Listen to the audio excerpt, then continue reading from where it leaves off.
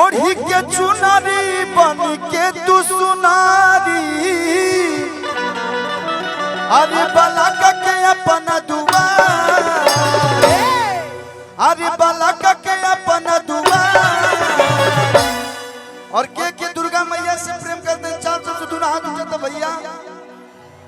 रउआ लोग महिषासुर लाई लोग माई के नु पूजा करना लोग तो दोनों हाथ उठा के और सोनू घाट से ऐसा ताली बाजे की चाहिए कि ये देवरिया महीना है गोरखपुर महीना पूरा यूपी में गुजाओ कि आपके भाई कलुआ भजन गावत ठीक ना दोनों हाथ उठा के तो माई हो तनिया जय तू माई हो तनिया जय तू कि बघावा की कोई के सवारी माई हो तनिया जय तू कि बघावा के कोई के सवारी ओढ़ी के चुनारी बन के तू सुनारी ओढ़ी के चुनारी बन के तू सुनारी ओढ़ी के चुनारी बन के तू सुनारी बलक के अपना दुआर भाई पीछे वाला भाई बुझाता कि माई के भक्त भलो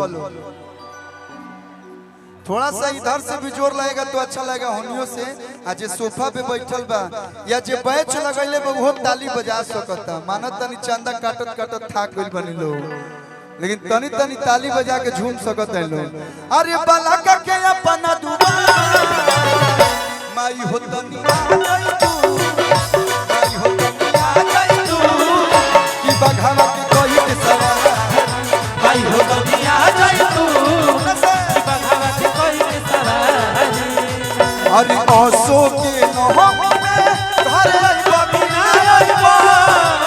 आसो के नाम में अरे बिना राजा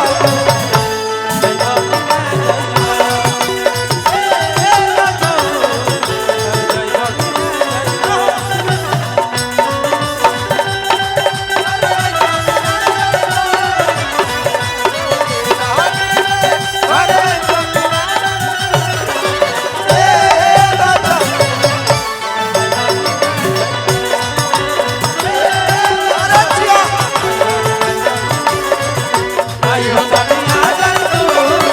बघावा के कोई के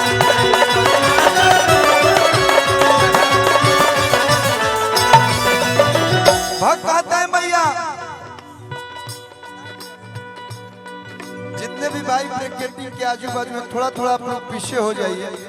थोड़ा थोड़ा सहयोग कीजिए पुलिस प्रशासन का बहुत बहुत धन्यवाद जितने भी लोग मीडिया से जुड़े हैं प्रिंट मीडिया थोड़ा वोकल इसमें उठा दीजिए जो रिदम के आगे लप लगा है सभी मीडिया बंधु को बहुत बहुत धन्यवाद सब हमारे यूट्यूबर भाई लोग के जय माता दी नवरात्रि के हार्दिक शुभकामना माइक दोस्तों के चैनल बम्बा मात्रो हमेशा भक्त आता है मैया भले हम गरीब बानी माई के संग तक केहू अमीर नहीं थे लेकिन एक बार तू सोनू घाट देवरिया में आवा सेवा में कोनो कमी ना होई का भैया माई पैसा रुपया करोड़ों लाखों पर ना जाली माई भक्ति और प्रेम पर जाली है जे सब भगते जुटल बा भला ही बानी हमारी राधानी हो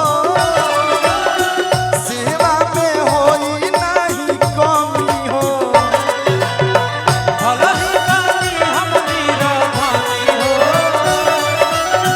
सेवा में होई नहीं कमी हो भला ही बानी हम निराधानी हो सेवा में होई नहीं कमी हो लगलिया सारा बेटा के तहारा लगलिया सारा बेटा के तहारा लगलिया सारा बेटा के तहारा रही रही अनिहारा के माई के बुलावल चाहता हाथ उठाए लोग ता अरे की रही अनिहारा सबसे बढ़िया है आप ही लोग के बाद कोनो टेंशन ना हवा बहुत अपन इसी के आनंद लेते लोग तब माई हो तनिया जय तू माई हो तनिया जय तू कि बघावा की कोई के सवारी माई हो तनिया जय तू कि बघावा के कोई के सवारी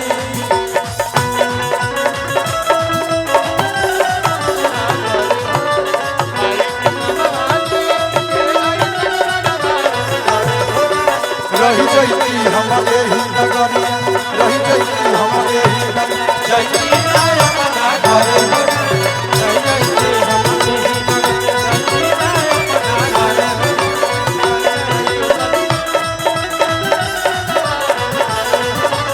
आई के भगवान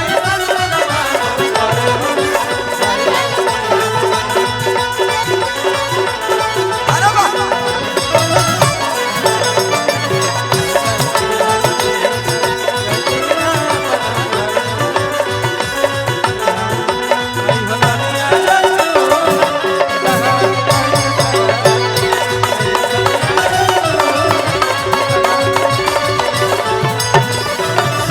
आज लड़का बड़ी खुश बा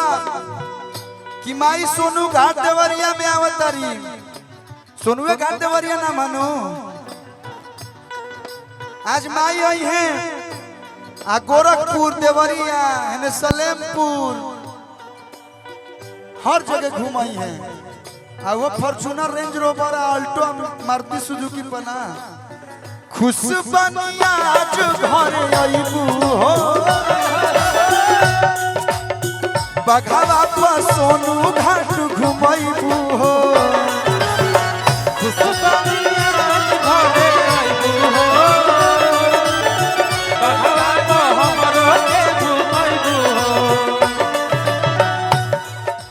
देखिए हमनी के गार्जियन बड़े भैया हृदय शंकर यादव जी की तरफ से ये भजन पे 11,000 रुपया के आशीर्वाद एक बार जोरदार ताली बजा के आप लोग स्वागत कर दिलो माता रानी रुआ के खूब आगे बढ़ावा ढेर सारा प्यार आशीर्वाद है मन से स्वागत अभिनंदन बा खुश बानी आज घर आईबू हो बघावा पतेवरिया घुमाईबू हो